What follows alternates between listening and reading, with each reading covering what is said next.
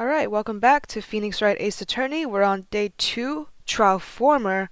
So in this last episode, they're making these trials longer and splitting it up into two parts. There's the Trial Former and the Trial Ladder. So now we're in the first part of this first trial.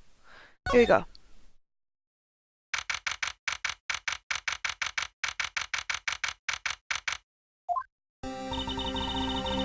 How did the investigation go yesterday, Mr. Wright?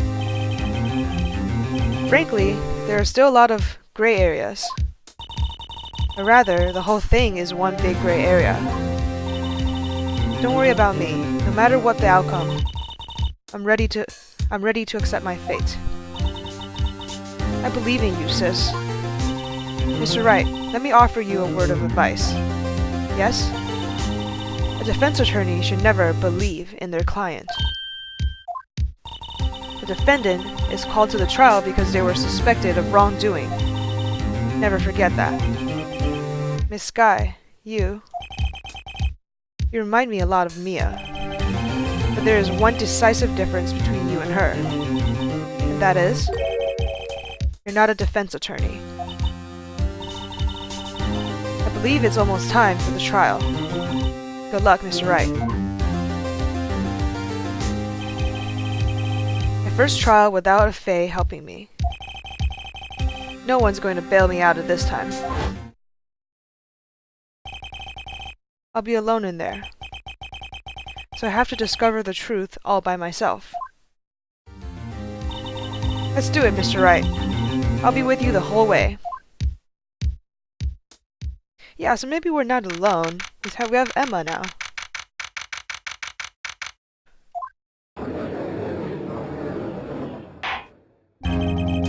The court is now in session for the trial of Miss Lana Sky. The defense is ready, Your Honor. The prosecution has been ready for a while, Your Honor. Edgeworth.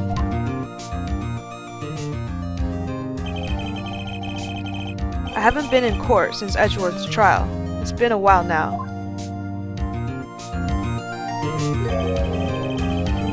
I hope that personal feelings will not be part of the proceedings today, Mr. Wright. I would choose the path I think is right, regardless of what those around me might say. The judgment to be made here is in our hands, not those of anyone else. Very well, Mr. Edgeworth. Your opening statement, please. Chief Prosecutor Lana Sky has committed an unpardonable crime. Not only this, but she was rash enough to commit it in the prosecutor's office lot.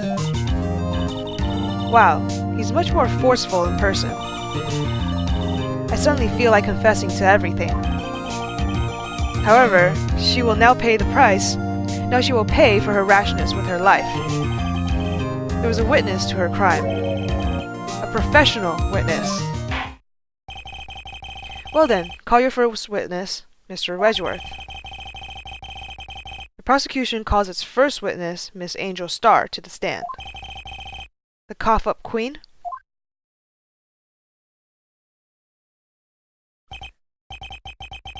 Haven't I seen you somewhere?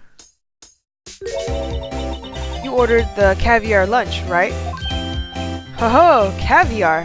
I've never even eaten caviar before. The judge is really wolfing it down. Ah, and for you, I have a fiesta bowl. Thanks. Will the witness state her name and profession? And you, sir. Did you order the fingerprint lunchbox? It is too early for lunch. Your name and profession, please. Well, Your Honor, how does it taste? So this is why everyone raves about caviar. It's so tasty it hurts. I always thought caviar would taste like pickled tapioca. What the heck does pickled tapioca taste like? Name, profession, now. Me? The name is Angel Starr. Don't go forgetting it. I find myself running Lunchland these days. Is that what you wanted me to say, Mr. Edgeworth? Very well, witness. Please describe the incident to us. Prosecution will wait. I'm not finished eating. Hurry it up! Very well, Mr. Edgeworth. As you know, we usually call on the police to provide a description of the crime. Your Honor, as Mr. Edgeworth has said to the court, I am a professional. Huh? What exactly does that mean? Until 2 years ago, Miss Angel Starr was a special investigator with the police. She was a first-rate homicide detective. What? Miss Starr was a detective? Ah-ha! I know who you are. Cough up? Cough up, Queen Angel Starr, Your Honor. Long time no see. Very well. You may continue with the description, Miss Starr. Just who is this lady? If I might have the court's attention over here.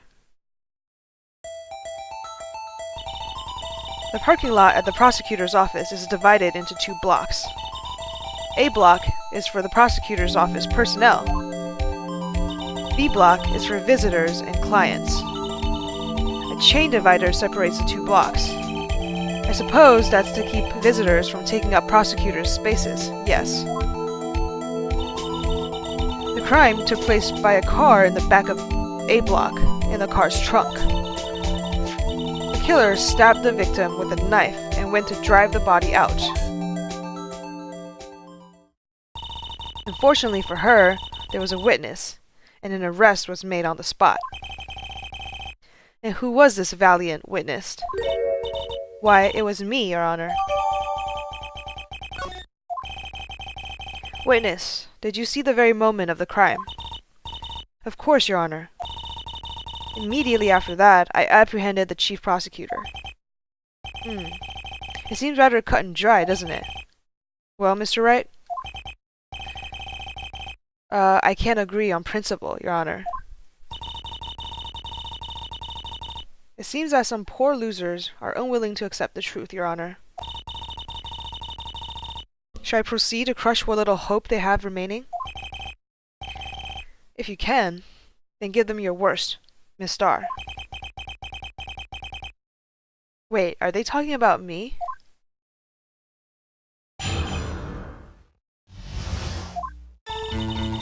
Somehow, I always knew a day like this would come. I was on my way to deliver a lunchbox to my boyfriend. When I sensed something, perhaps it was my finely honed detective instincts working. Then, through a wire fence, I saw the chief prosecutor standing next to a garish car. The chief prosecutor was holding a knife in her right hand. Then, she thrust the pointy tip of the knife into Detective Goodman's chest. Bring a lunchbox to your boyfriend. How touching. As you can see, there's no room for doubt. The key point of your testimony seems to be nothing other than the point of the knife which you saw being stabbed into Detective Goodman. So, how does it feel to be utterly crushed? I'm still thinking about that. It's merely a flesh wound, Mr. Wright. Very well, Mr. Wright. You may cross-examine the witness.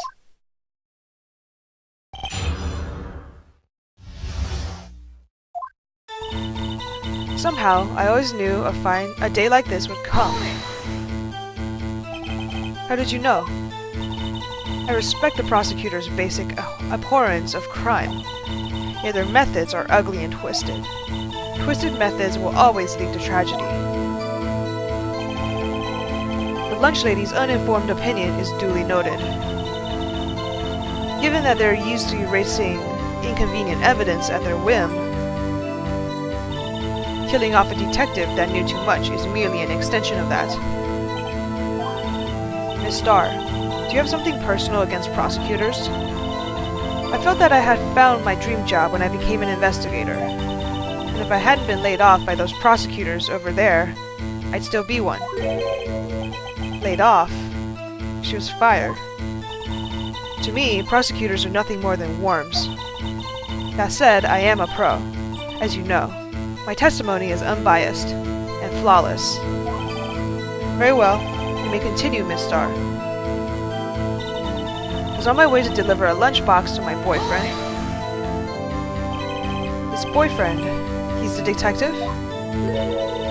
Not that boyfriend. The security guard. That boyfriend? You have several? Yes, this boyfriend, that boyfriend, the other boyfriend. Care to join? The yet another boyfriend position is still open for applicants. I'll stick with the lunch, thanks. Note to self, the judge had to think before replying. The security guard room is in the lot, in A block. It's up in the second level, so you can see everything from there. That'd be the room with the security sign. Incidentally, did you bring your lunchboxes by car? Since I'm a visitor now, I parked in B block. So she was in B block when she witnessed the crime. When I sensed something, perhaps it was my finely honed detective instincts working. You sensed something? So you're saying you had a premonition of murder? I felt like, how would you say? Oh yes. It was like the feeling you get when you view a pumpkin choke full of seeds. I have no idea what that means. Me neither. Speaking of a detective instincts, wasn't the victim, Mr. Bruce Goodman, also a detective? Yes, well, he was like a young cheese. A young cheese? A pale white cheese, not yet tangy, with an experience on the street. A greenhorn. I, of course, am hard yellowed, sharp as a tack. I bet you stink too. In any case, there in the lot, I felt something stirring in the back of my mind. Then, through a wire fence, I saw the chief prosecutor standing next to a garage car. By garage car, you mean Mr. Edgeworth's car, yes. Mr. Edgeworth? Incidentally, the knife with which the victim was stabbed was also Mr. Edgeworth's. Wasn't it? Indeed, it was. What an odd case this is. And the person you saw, you are sure it was a defendant. I saw her from no further than 30 feet away. I am certain it was her. If she's telling the truth, we're doomed. Let's just do what we can. Even if we don't have any proof, we can always complain. Witness, in your testimony, you clearly stated the following. Prosecutors are nothing more than worms. Ergo, you're a biased witness. You might want to keep those silly opinions to yourself in the future, rookie. Huh? Rookie? Unless you're willing to risk the consequences of doubting me? I'll fry you like a fritter, crispy on the outside, chewing on the inside. That was inspiring. I believe I've heard that tagline elsewhere. You could cry plagiarism? I may be relegated to the lowly post of lunch lady, but my instincts are honed. A photograph! You took this? The moment I witnessed a crime, my reflexes took over and snapped. I took a picture. In fact, one of my lunchboxes is rigged with a camera. I suppose that's more exciting than just hanging it around your neck. This is my first time seeing this photograph. Think I'd show it to you, a prosecutor? Think again. My boyfriend works in the photography division of criminal affairs. Well, this is most certainly the defendant. Uh-oh, that's unmistakably Lana Skye. So, what was the defendant doing at the time? The chief prosecutor was holding a knife in her right hand. Tell me more about this knife that the suspect was carrying. Well, I'd say the blade was about 10 centimeters long. Is that right, Mr. Edgeworth? It is your knife, after all. Yes, that's about right. Prosecutors are, by nature, well versed in the location of a man's vital organs. I'm sure it was easier than boiling an egg from my egg salad surprise set. You can't testify as to her ability to kill an egg, I mean a person. Perhaps a chicken salad set would have been a better metaphor? So the defendant was holding a knife. What then? Then she thrust the pointy tip of the knife into Detective Goodman's chest. Let me see if there's anything I can present before I move forward. Okay, so it looks like she has some blood on her coat, maybe?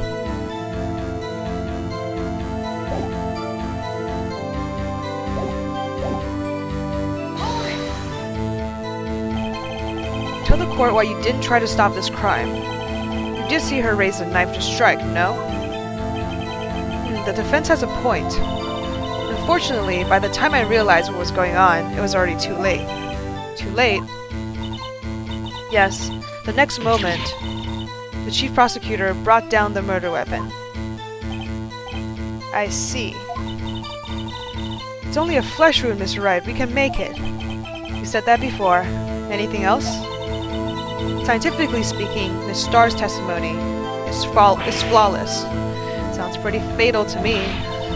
What do we do? Is this it? Is my sister guilty? Let's just keep our heads cool and press the witness a bit, shall we? For some reason, having her panic next to me makes me calmer. Don't smile like that. Okay, we pressed everything already. When I said something. Car. Holding a knife in her right hand, but she wasn't holding a knife in this picture. Objection! And you witnessed this? You saw Miss Guy stab the victim with the knife. As I've already said, yes. I swear it on my finest salmon swirl lunch. I'm sure that's a fine lunch. But isn't that odd? Look at this photograph. This is the photograph you took of the very moment of the crime, is it not? Then why is Miss Guy not holding a knife? Mr. Edgeworth, your thoughts? Objection. Let's be a little more careful with our evidence, shall we? It is you that needs to be more careful, Mr. Wright. What do you mean, Mr. Edgeworth? This photograph was not taken the moment before the stabbing. This was taken the moment after the stabbing. Objection! How can you tell that? Blood splatter. Right, I saw that. Huh?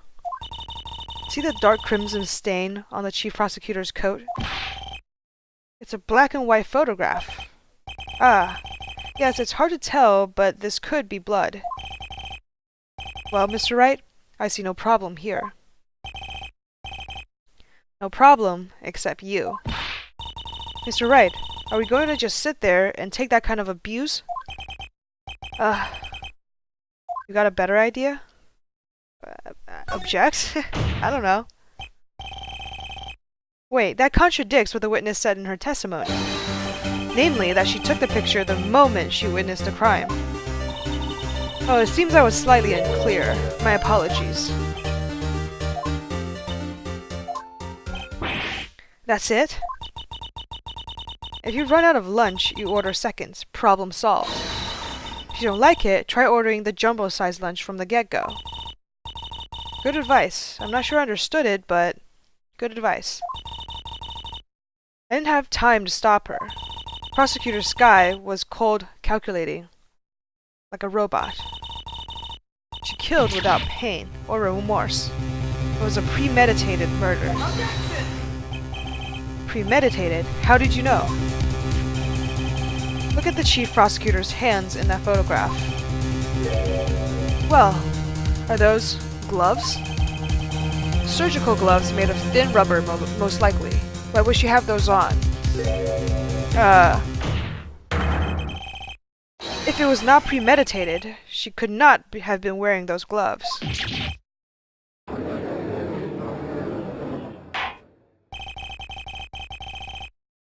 Those gloves do seem to tell a tale of premeditation? Premeditated murder. A serious offense. Witness, add this to your testimony. The murder was planned, the rubber gloves prove it. What if she was just in the habit of wearing gloves? Like, driving gloves? The gloves were admitted as evidence when the defendant was arrested.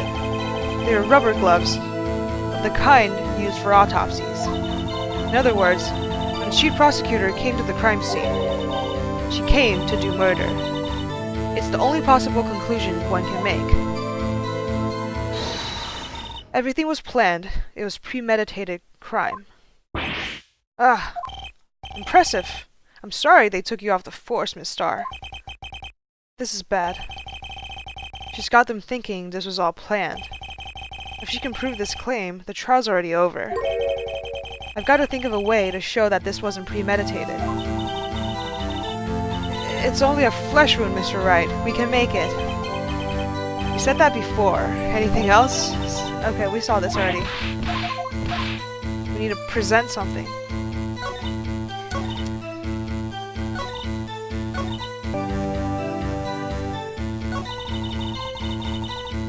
Rubber gloves proves it. The murder was planned.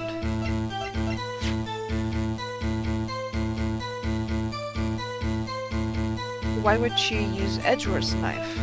Objection! Witness, do you know what this is? Are you trying to test me? I sell boxed lunches for a living, you know. That's a knife. The knife. The knife that was in Mr. Edgeworth's trunk. Indeed, it is my knife. What's with this case? The bloody murder weapon, a red car, all belonging to the prosecutor there. The defendant is the chief prosecutor of the district, right? Mommy, are those prosecutors bad people?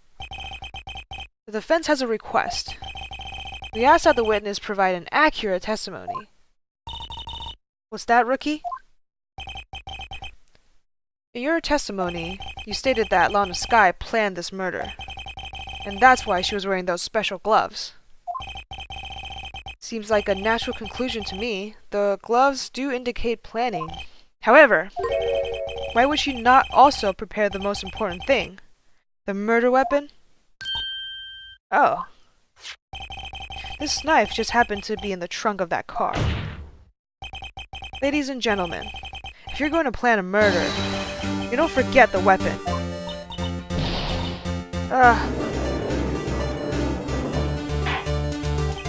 Order, order, order!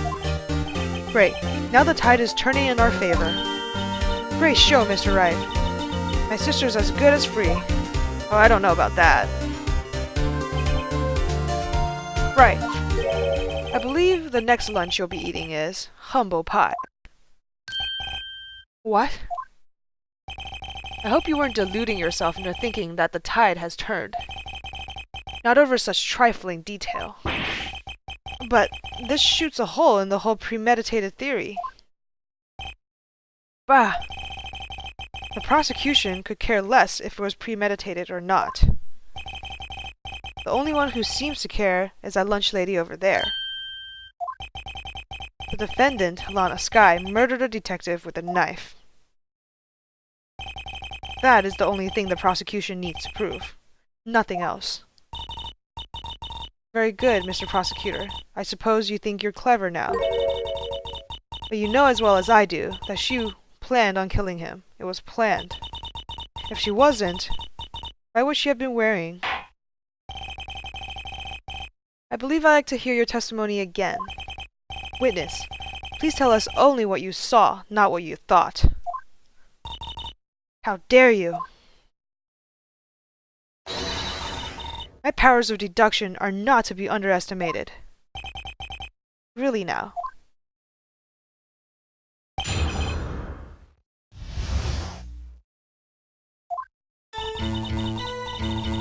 Lana Skye intended to murder Detective Goodman. That's why she called the victim all the way to the prosecutor's office. sure the chief prosecutor had a grudge against the victim. Nothing else could drive that human machine to plunge the knife in again and again. Okay, again and again, there's a problem with that. It was just one. There was just one stab wound, right? One knife wound, exactly. The victim was summoned from the police department to the prosecutor's office. It does sound a lot like premeditation, doesn't it? So if I order pizza, does that mean I'm planning to kill the delivery boy? In any case, the defense may now cross-examine the witness.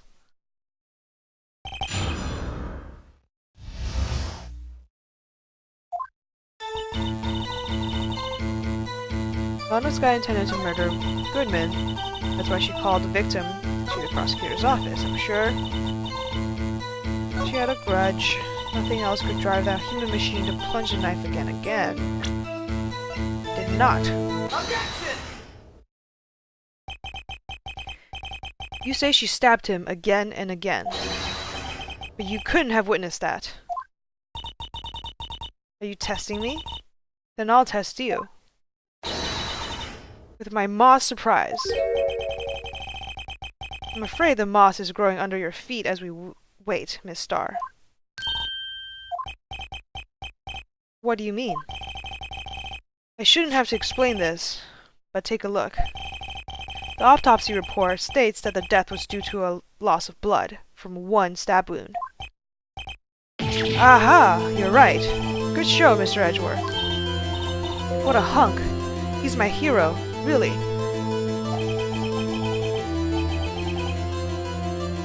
What about my objection?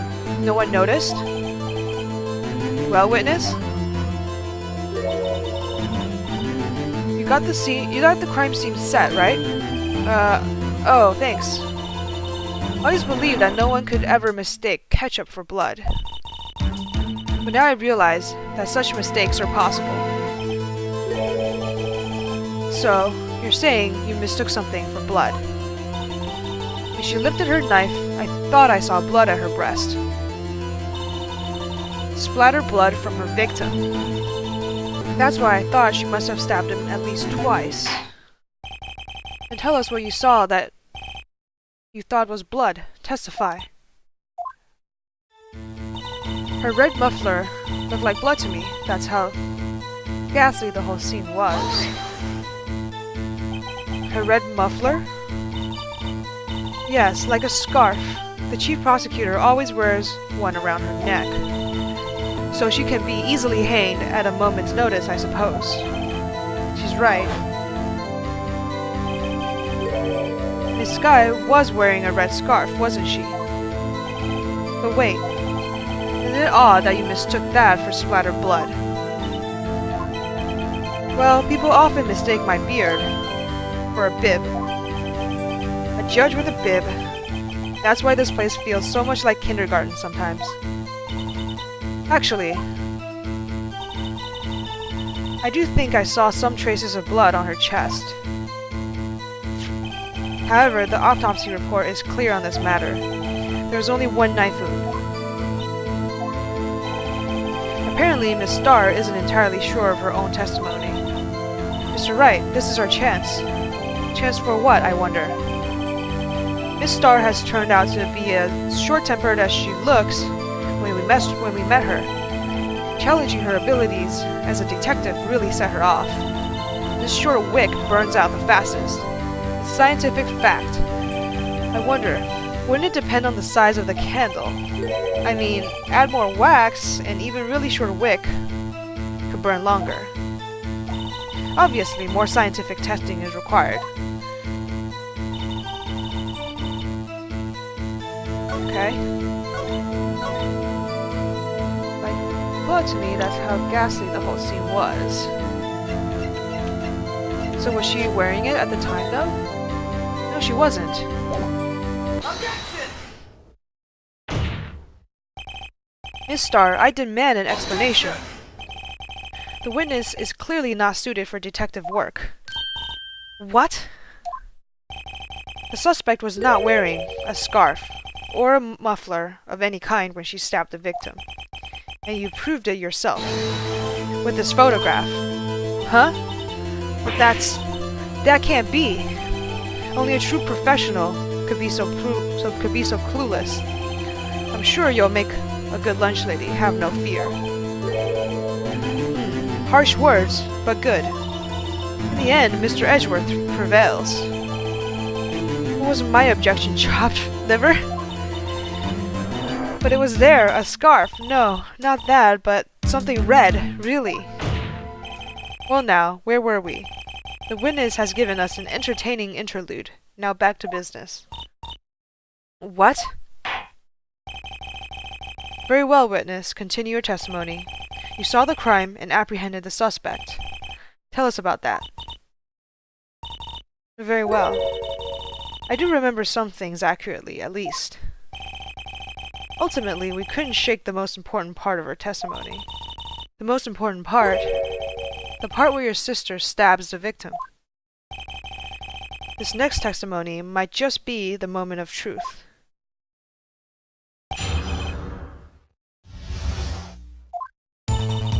After the murder, the suspect attempted to run behind a partition off to her side. I quickly caught her, explained her rights to her, and arrested her on the spot. Ah yes, when I arrested her, she mentioned the muffler. That's what had me confused in my earlier testimony. The chief prosecutor made to escape, but against Angel Star, resistance is futile. You're quite determined about the scarf, aren't you? I strike like a snake and bite like a cobra. That's me, Angel Star. That wasn't a very good metaphor. First of all, a cobra is a kind of snake. Don't bother me with details unless you want to get bitten. No thanks. Note to self. Attorney Wright gets bitten by a snake. The chief prosecutor tried to resist, but her efforts were in vain. She knocked my hands aside, kicked over an oil drum. Oil drum? Hard to imagine. Oh, she's beautiful, but deadly. A predator, this one. A leopard woman. Rah! Very well, Mr. Wright. Your cross-examination, if you will.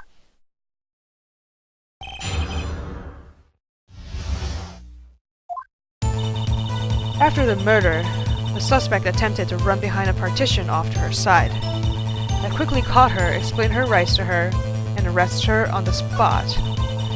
When I arrested her, she would mention the muffler. Okay, you know, let's press. So where is this partition on the floor plans? We know that. I'm sure this means this wall next to the car. That's right. There was a wall there, about 6 feet high. She was obviously trying to hide herself. Quite a natural thing for a criminal to do. What did you do then? You said quickly, were you close to the suspect? As I just said, I was only 30 feet from her the whole time. Maybe I should press her for more details. Yeah, but there was a metal fence. I'd like to see this on the floor plans just to be safe. The Lunchland car was. She was a visitor, thus she was parked in B block. So you witnessed the murder from here? That would make it about 30 feet from the car, yes. Is that correct, Miss Starr? Yes, that's right. But there was a chain link fence in front of you. I went over it, of course. Amazing, the cop-up queen, lunch lady, athlete, indeed. It would have taken her a little time to climb over the fence, so she couldn't have gotten to my sister that fast. Yeah, that fence was about 9 feet high, too. How come Miss Sky didn't get away?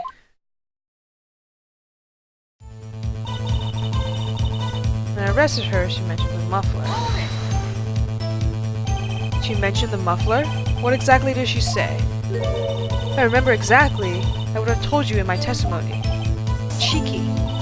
Anyway, all I heard was the word muffler. Just that one word. So what you heard wasn't the suspect talking to you, but to someone else. Yes, the chief prosecutor was talking on her phone. Her phone? You mean this cell phone? Let's ask more. By phone, do you mean this cell phone discovered at the crime scene? Yes, ultimately. Ultimately? My memory is like a salmon heading upstream, you see. No, the court doesn't see, Miss Starr. The chief prosecutor first attempted to use the phone hanging on the wall. On the wall?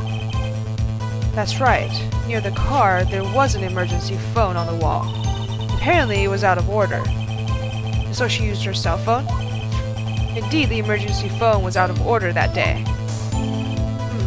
Good witnessing. Witness? Good witnessing? Whatever happened to good testifying? You should, of course, add this to your testimony. The things I do to please this rookie defense attorney.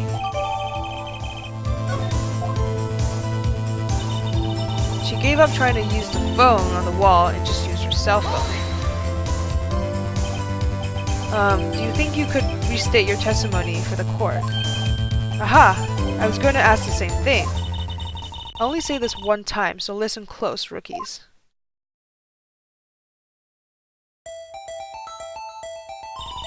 The chief prosecutor stabbed the victim and ran behind the partition.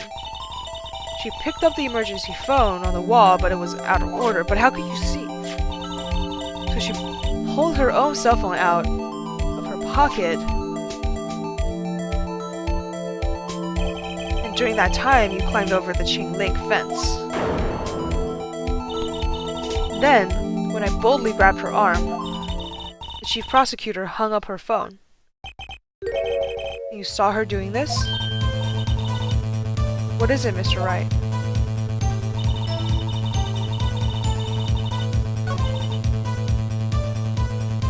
Yeah, but there's no way she could have seen it because of the partition. Right? But is this the right thing to present? I have to conclude that you have a personal grudge against Miss Lana Skye. The witness is a former detective.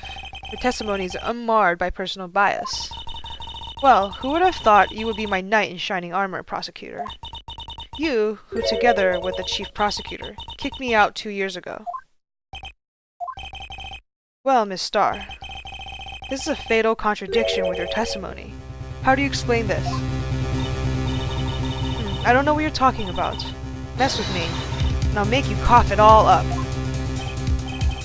Let's look at the floor plans.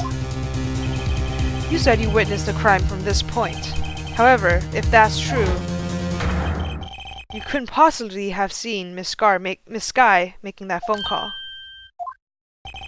I believe you see what I'm getting at. The emergency phone was on the back side of this partition. If indeed you were in B block, you couldn't have seen it. What? Ah! Order! Order! What is the meaning of this? It's simple, Your Honor. She's not coughing up lunch, she's coughing up lies. That's quite a claim, Mr. Wright. Perhaps you will allow me to question? Tell us exactly what lies this witness has told the court. Here's what the counterattack begins. We can't afford to get this wrong. The witness lied about what she saw and where she saw it, the order of events. I think where she saw it. She probably wasn't over the fence because there's no way she could have gotten there that fast. She tried to use the emergency phone, but it was out of order. What is the significance about this? What is significant about this fact? Nothing. It would be pointless for her to lie about it. Pointless to lie. I see. The witness did actually see Miss Skye using the emergency phone. In other words, Miss Starr witnessed a crime from a different location. A different location? Now that's a pointless lie if I've ever heard one. Before you call my lie pointless, at least let me tell about it. Let me ask a question to our clever wordsmith, Mr. Wright. Just where was the witness when she saw the crime? All the testimony we heard until now points in one direction.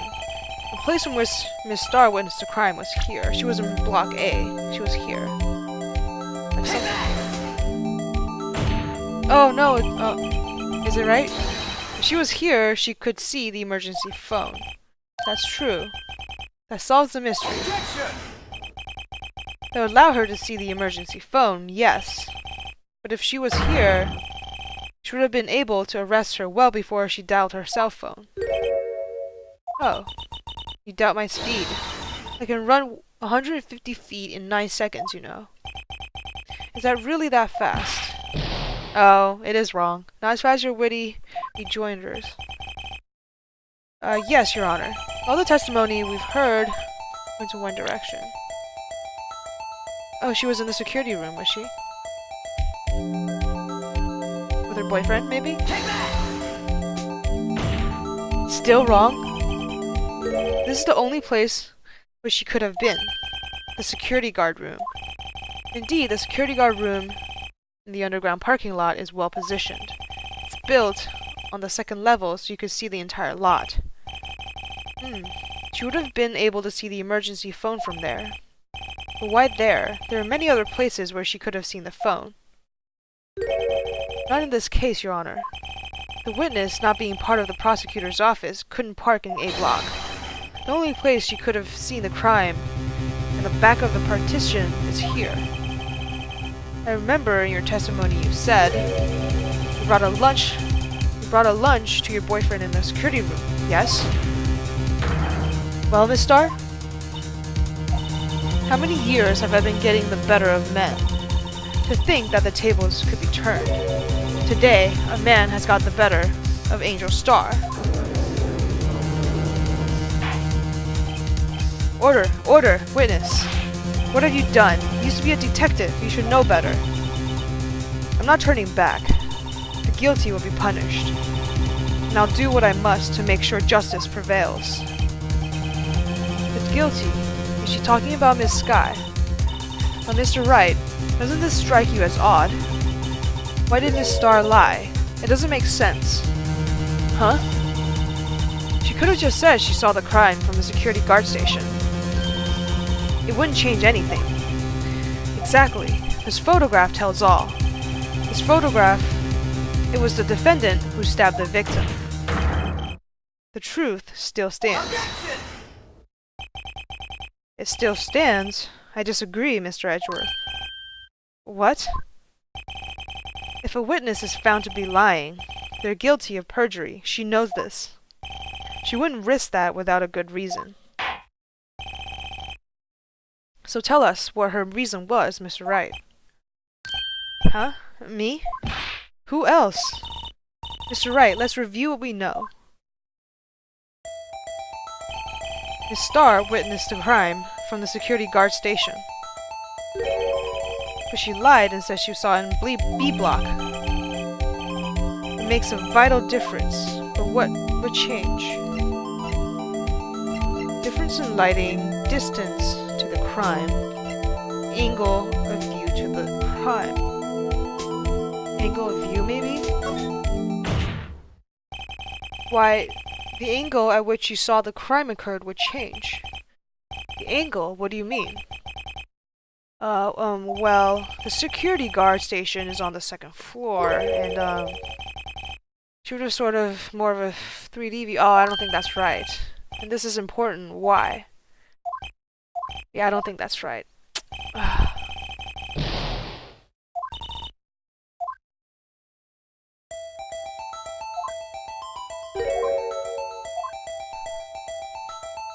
Distance, then? I don't think the lighting makes a difference. It changes the distance between her and the scene of the crime. My condolences, Mr. Wright, but one look at this floor plan makes it quite clear. The distance between the scene of the crime and the guard station is 30 feet. I don't see how that would change what she could see. What she saw is not in question here. What matters is the time it would take her to reach the scene of crime. Miss Starr, you witnessed the crime from the security guard station. Now, how long did it take you to go from there to the scene of the crime where you arrested Miss Skye? Well, witness? You... Yes? You ordered the squid wheels, right? The quality of my lunches has gone down from low to inedible. was bringing a PB&J lunch with fresh boysenberry jam to my boyfriend. Boysenberry for the boyfriend. He wasn't in the station, so I waited. I witnessed a crime from the glass-walled station. And before I knew what I was doing, I found myself running to the scene. But the door was locked. I couldn't open it.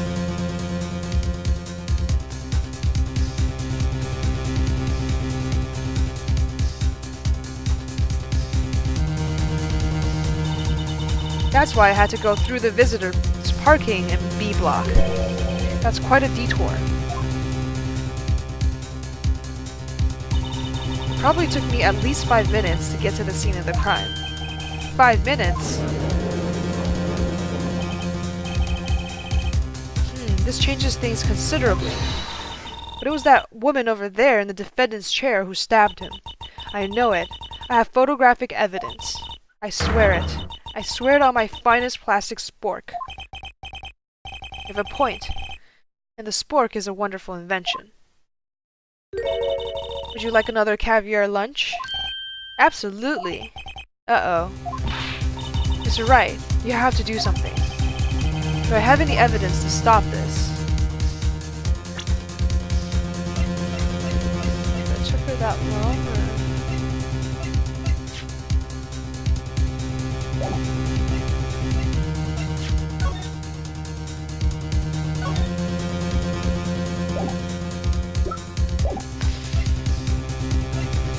Would it be like why she took a picture? Something like that? 5 minutes between witnessing the murder and the arrest. Think about it. You can make pasta in that amount of time. If you like it al dente. I've got lunch boxes that tie pasta into knots. Rookie. A 5-minute blank. Isn't that strange? Strange? If you were a criminal, what would you do with the 5 minutes, Your Honor? Well, I guess I'd flee the scene. Hey! Don't get the wrong idea. I didn't kill anyone. But you have the instinct of a killer. You would run, but this time was different. Miss Skye dawdled at the scene of the crime. She even had her picture taken. No true criminal would act this way. It's inconceivable. Yeah. Well then, it seems we've come to the end of this testimony. She has a grudge against the defendant, and there's a blank in her testimony. Mr. Edgeworth, it's the next witness ready to go. Unfortunately, I appear to have overestimated this witness on account of her professional history. We did it. We screwed that can shut, Mr. Wright. That was too close. I'm afraid that the cough-up queen has been dethroned. And with that, the court is adjourned.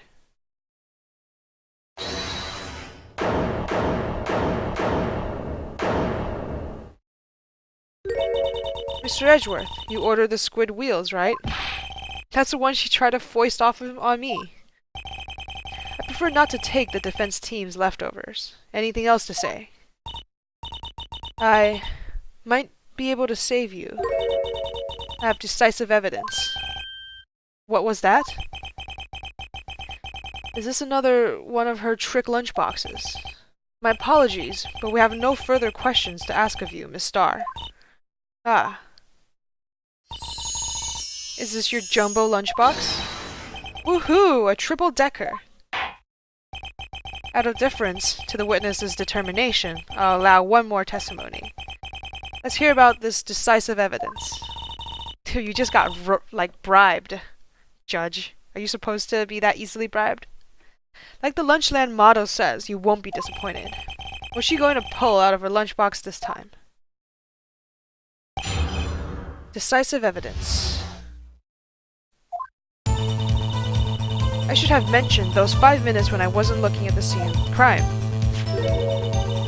And now, to the matter of the victim's shoe. Did I not bring this up? 2 types of blood were found on this shoe. One was, of course, the victim's, and the other was the defendant, Miss Lana Skye's blood. The shoe proves it. It's flawless, decisive evidence. What? There was blood found on that shoe? Try Lunchland for all your lunch and decisive evidence needs. Objection!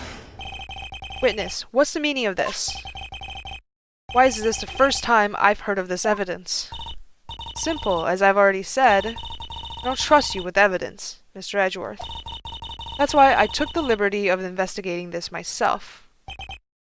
And you had blood tests performed? Didn't I mention I have 3 boyfriends in forensics? In any case, Your Honor, I can't accept this as evidence. What? You should know the 2 rules of evidence law, Miss Starr. Rule 1, no evidence shall be shown without the approval of the police department. In other words, the shoe is illegal evidence, at least for the time being. Is that right, Mr. Wright? It seems so. Edgeworth is celebrating. Not so fast, Mr. Edgeworth. Don't forget, I used to be a detective. As I mentioned previously, the shoe has already been tested by a member of the forensic department. As you can see, it was approved by the police department as of today. Even the general public can produce official evidence, Mr. Edgeworth. Nah. Is that right, Mr. Wright? It seems so. Edgeworth is looking pretty sullen.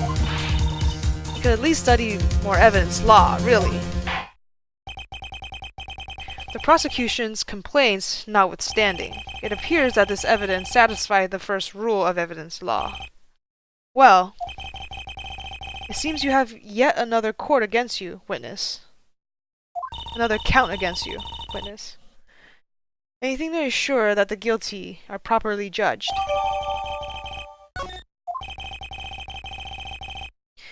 Very well, Mr. Wright, you may cross-examine the witness. Let me just take a look at this. Make sure, nothing wrong about this. The blood. The blood. It's my sister's, right? It appears so. Lana's right hand was bandaged when I saw her in jail. She must have cut herself at the time of the crime. Poor sis. Anything else? Oh, there's blood over here too. Ah, there's blood here too. On the side of the shoe. It's got to be the victim's. He must have stepped in a puddle of his own blood. All this blood. It's horrible. This blood might be an important clue. That's right.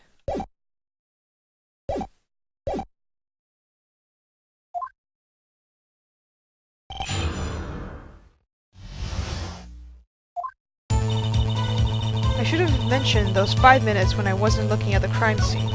And now, to the matter of the victim's shoe. Did I not bring this up?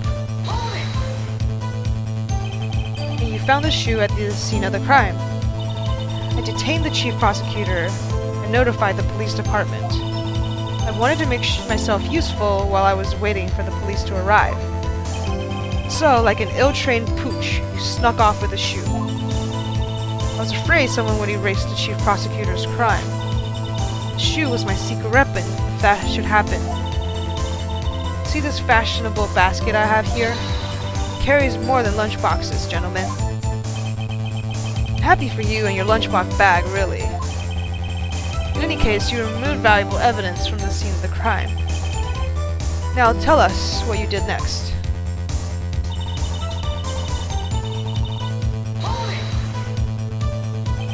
So you brought it to the forensics department. If you're going to submit something as evidence in court, you need it approved.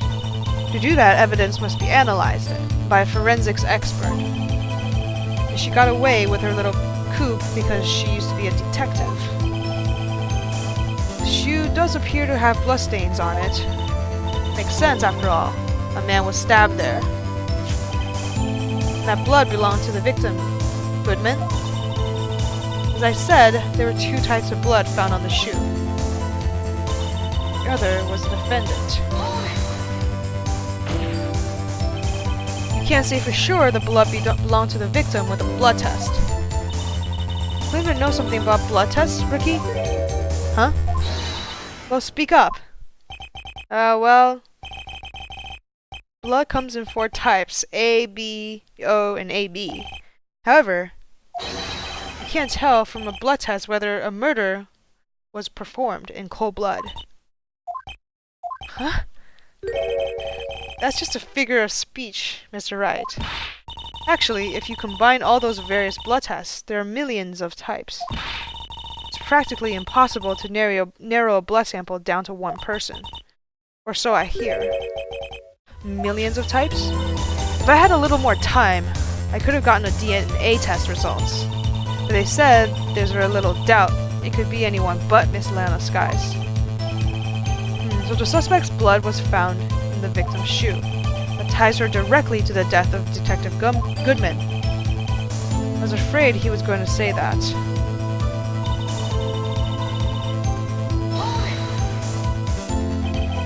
I can't let this evidence go through without a fight. You ordered the peppered fish guts, right? Ew! Some like it hot, Mr. Wright. Some like your client. She's in enough hot water to make a whole batch of soup. Mr. Wright, do you or don't you have a problem with this shoe? A problem? This is critical. What's wrong with the victim's shoe? There is a problem. But I'm not imagining things. I say there's one critical problem with this evidence. A clear contradiction. That gleam in your eyes. You're still young, rookie. I give you a peppered fish gut now, but you couldn't take the heat, could you? Let's hear what Mr. Wright has to say. What is contradictory about the victim's shoe? Shows a problem with this evidence. The evidence that there's blood over here, right? The blood underneath. I wonder if you noticed. There's blood on the bottom of this shoe. Don't mess with me, rookie, or you'll be your blood on the bottom of my shoe. Indeed, there is quite a bit of blood on the bottom of this shoe. It makes sense, the victim was stabbed with a knife. What could possibly be contradictory about blood on the bottom of his shoe? You know, I really haven't thought that far.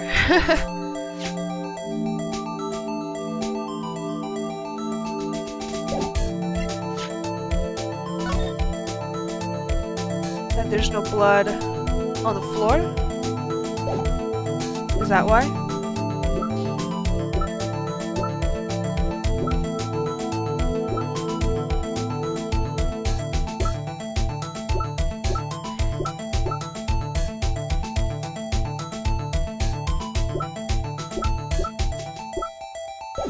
Yeah, maybe the photo, there was no blood on the ground. Maybe that's what? The problem lies in the footprint. The footprint?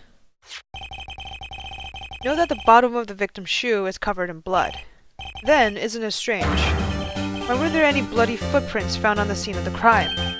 Aha! As you can see, there were no traces of any such footprints at the scene of the crime. That contradicts your claim about the shoe. The picture only shows part of the floor, so there could have been bloody footprints. If there were bloody footprints, they would have been found. We checked the scene and found nothing of the sort. Order, order, order. Well, witness? What, huh? Great going, Mr. Wright, but it's true that the lack of a footprint is a contradiction. But then we have to ask why there wasn't a footprint. Oh, that's true. There has to be a reason why there wasn't a footprint. Think, Mr. Wright. Think. Hey, I don't know why it's not there. I'm just good at finding contradictions. What?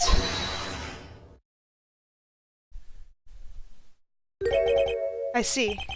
Now I get it. Get what? Our witness is more devious than I gave her credit for. We were hoodwinked to the very end. But she slipped. There is one vital hint to the truth of her testimony. What are you talking about?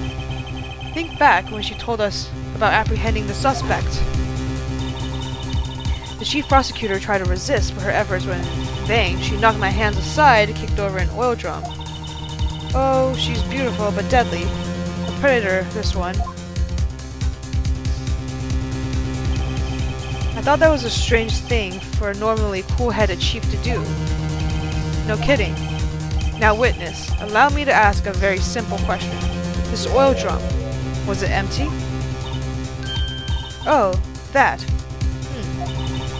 I'm not sure I like your attitude, Mr. Edgeworth.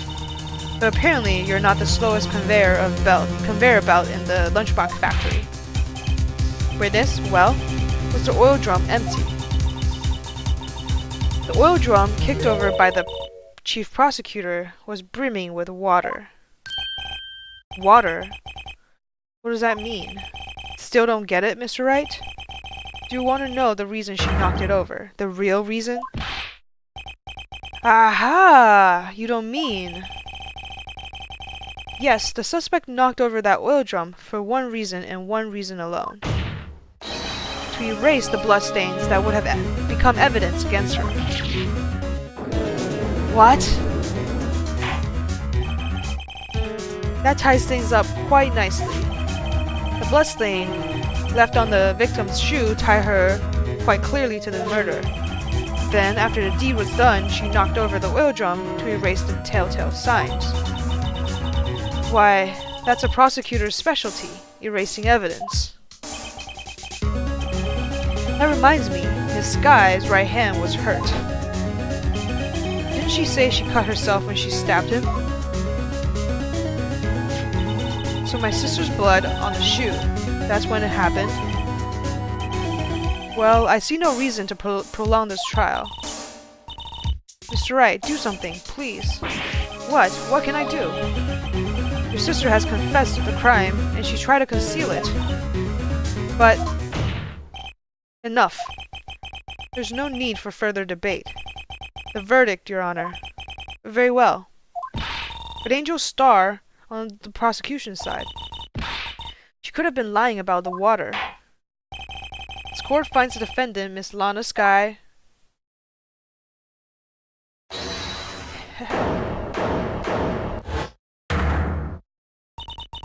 Little girl, what did you just say? Huh? Me? Did you say that I, Angel Starr, was on the prosecution side? Well, yeah, you are. You're saying my sister hid evidence by erasing bloody footprints. Well, I thought you had your fill, but here you are, demanding a second helping. Another lunchbox, a lunchbox called evidence. Wait, witness, don't tell me you have something else. You've reached your verdict, Your Honor. Any further comments will be held in contempt of court. Your threats don't scare the cough-up queen. Look at this. A photograph? I had this just in case anyone had the gall to suggest that the white shoe didn't belong to the victim. I see no room for error in this evidence. Mr. Wright, wait. Look at the asphalt in this photo. Hey, it's clearly wet. Erasing the last trace of doubt from the court's mind. Immediately after the murder, the crime scene was washed with water. I'm sorry, Mr. Wright. I guess I couldn't help after all. It's not your fault. I knew I couldn't win this case from the beginning. And it seems this is what your sister wanted anyway. I'm sorry, Mia. Right, wet or not. Don't be so quick to throw in the towel. Get yourself up from the asphalt. Take another good look. Don't give up until the bitter end. This is the last piece of evidence. Very well, this time I'd like to declare a verdict for good. Objection! Your Honor, wait. What is it with you people? Can I hand down my verdicts in peace anymore? Whatever it is, can it wait? No, it can't. Then it will be too late. Look at this photograph, the last one submitted. This trial isn't over until we give each piece of evidence proper consideration. So, right. Are you saying there's a problem with this latest piece of evidence? Yeah, I'll think later. Yeah, there is a problem. Right or wrong, I've got to go ahead with this. I suppose since we've come this far, we should give every claim their fair shake. Very well, Mr. Wright. Show the court the problem in this photograph. Well, there's something stuck in the muffler, right? Is that it? Is it the scarf? Is there anything else? I think this might be it. The problem in this photograph is here. What's this? There's something poking out of the car's muffler. Wait just a moment, Mr. Edgeworth. Your Honor? You just said muffler. However, I see no trace of a muffler or scarf in this photograph. A muffler is also part of a car or a motorcycle, Your Honor. Just think of it as part of the exhaust system, a pipe. I see, and I see. What's that suspicious-looking cloth sticking out of the car's muffler? So what if there's something sticking out of the muffler? What does that have to do with the case? Nothing. Absolutely nothing. Objection! Sorry, Miss Starr, but it's not going to be that easy. In fact, you already told us this is important to the case. You said as much in your testimony. What? Let's hear what Mr. Wright has on his mind. Tell us why you think this piece of cloth is the muffler. Why this piece of cloth in the muffler is related to this case. Is it because she's not wearing a scarf?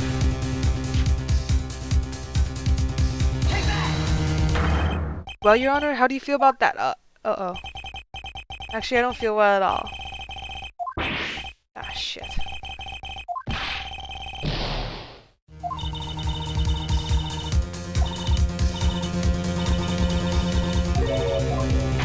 Yeah, we've heard it. Because Angel says she heard it, right? Oh, on the cell phone. Okay. Miss Starr, recall your testimony for the court. Ah, yes. When I arrested her, she mentioned the muffler. That's what had me confused in my earlier testimony. Muffler. Ah. Yeah. Could it be that the muffler you heard mentioned was actually this exhaust pipe? If so, that means this piece of cloth is vital evidence. Oh, whoa!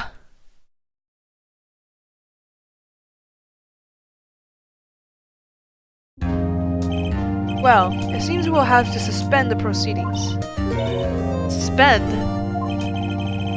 I find myself wondering about that piece of cloth. If we leave any question unanswered here, we do a disservice to the law. Have the car at the crime scene inspected at once and bring me that cloth. The verdict will wait until after we've seen all the evidence. Agreed? I suppose so. Phew, that was close. But we made it. At least for now. The court will adjourn for a 30-minute recess. It's lunchtime after all. He's still hungry?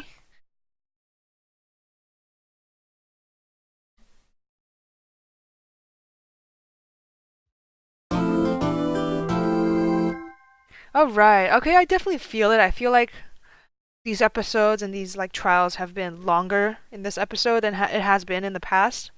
So, I don't know, maybe I'll start doing like half and half, depending on how long this episode turned out. But But anyway, thanks so much for watching, and I will see you next time.